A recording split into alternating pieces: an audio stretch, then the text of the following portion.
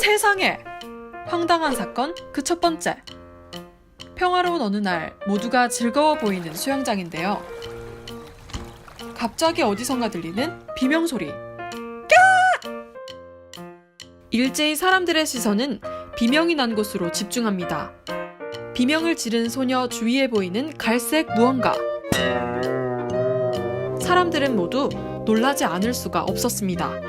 그것은 바로 사람의 대변이었으니까요. 이 사건은 2006년에 일어난 오래된 사건입니다. 대변을 발견했지만 범인은 이미 도망간 후였다고 합니다. 이 경우 범인에게 민사적으로 수영장 측은 수영장 청소 및 운영 불능에 대해 불법 행위로 인한 손해배상 청구를 할 수 있다고 하네요. 즉 손해액 및 그 밖의 정신적 위자료 등을 청구할 수 있습니다. 그리고 이용객 측에서도 수영 강습 중단에 따른 손해액 및 정신적 위자료 등을 청구할 수 있습니다. 또 형사적으로 범인은 업무방해죄로 처벌될 수 있다고 하네요. 여기서 업무방해죄는 고소가 없어도 처벌할 수 있는 범죄이므로 고소를 하더라도 단지 신고의 의미를 가질 뿐이라고 해요. 업무방해죄가 성립하면 5년 이하의 징역 또는 1,500만 원 이하의 벌금에 처해질 수 있다고도 합니다. 두 번째 사건입니다. 상호 씨가 매우 슬퍼하는 표정을 하고 있네요. 그리고 이웃 남성이 그를 달래주며 서로 약주를 주고받습니다. 무슨 일인지 들어보니 상호 씨가 키우던 반려견이 집을 나갔다고 하네요. 이웃 남성 또한 그 반려견을 몇 번 봤기 때문에 안쓰러운 마음을 숨길 수 없는 듯 위로하고 있습니다. 그리고 얼마 후 상호 씨는 전단지를 나눠주기도 하며 반려견을 찾으려 여전히 애를 쓰고 있습니다. 그런데 자신을 위로해준 이웃 남성이 자신의 반려견을 잡아먹었다는 제보를 듣게 됩니다. 곧장 그는 이웃 남성을 찾아가 추궁하죠. 이웃 남성은 끝내 그 사실을 인정합니다. 이 사건은 2018년 3월에 일어난 사건인데요. 이와 같은 경우 민사적으로는 고의였든 과실이었든 남의 강아지를 잡아먹었기 때문에 이웃 남성은 불법 행위로 인한 손해배상 책임이 있습니다. 형사적으로는 남의 반려견을 고의적으로 잡아먹은 경우에 재물손괴죄로 처벌이 될 수 있다고 하네요. 3년 이하의 징역 또는 700만 원 이하의 벌금에 처해진다고 합니다. 세 번째 사건입니다. 보통 때처럼 미연 씨는 자신의 자취방에서 출근하는 남자친구를 배웅하고 있습니다.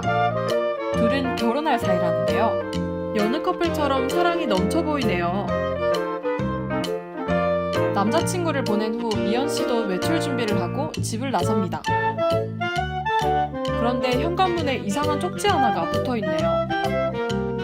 쪽지를 읽어보니 저기요, 오피스텔 안마 업소인 건 아는데 거북하니까 복도에 얼굴 내밀고 남자 배웅하는 것 좀 자제해주세요. 음식물 쓰레기도요. 냄새나 미쳐요. 이게 무슨 말이죠? 미연 씨는 어이가 없습니다. 미연 씨는 관리사무소로 곧장 찾아가 CCTV를 확인합니다. 그 결과 그 메모를 붙인 사람은 미연 씨의 이웃집에 사는 남성이었네요. 그 남성을 찾아갔으나 시큰둥한 반응을 보였다고 합니다. 이 사건은 2016년 각종 SNS 커뮤니티에 퍼졌는데요. 당시 네티즌들의 반응 또한 뜨거웠습니다. 명예훼손으로 고소하라는 말부터 어이가 없다는 반응까지 말이죠. 하지만 안타깝게도 명예훼손죄는 공연성과 고의가 필요한데요. 이웃 남성은 안마업소로 잘못 안 것이므로 공연성과 고의가 인정되지 않을 것이므로 형사처벌의 가능성은 낮을 것이라고 합니다. 네 번째 사건입니다. 신혼여행을 즐기고 숙소로 돌아온 신혼부부입니다. 알콩달콩하네요. 신부가 씻기 위해 화장실을 가고 신랑은 그녀를 위해 꽃다발을 준비합니다.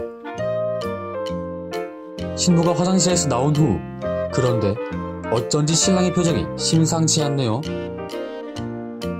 곧장 남편은 신부에게 이혼을 요구합니다. 이유를 들어보니 신부의 민낯 때문인데요.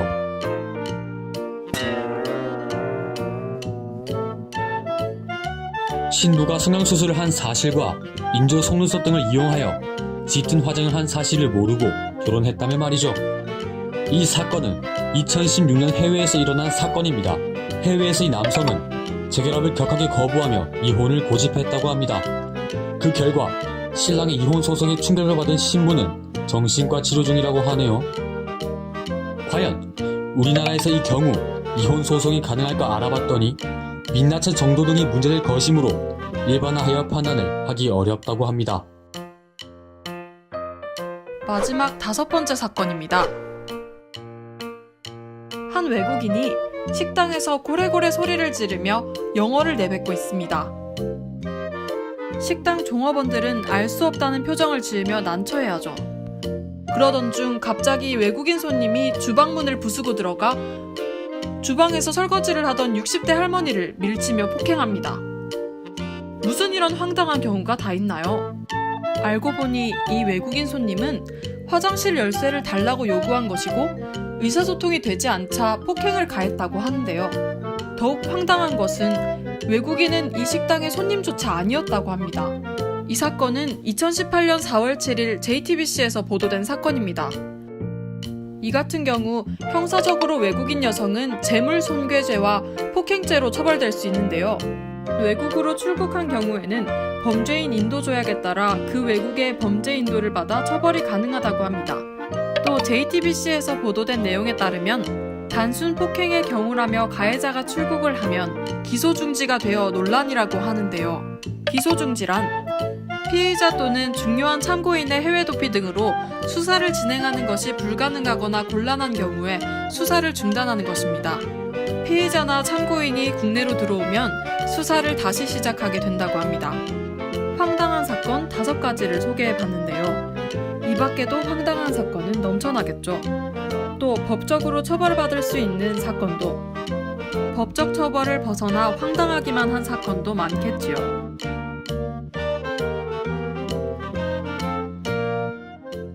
오늘은 법의 날입니다.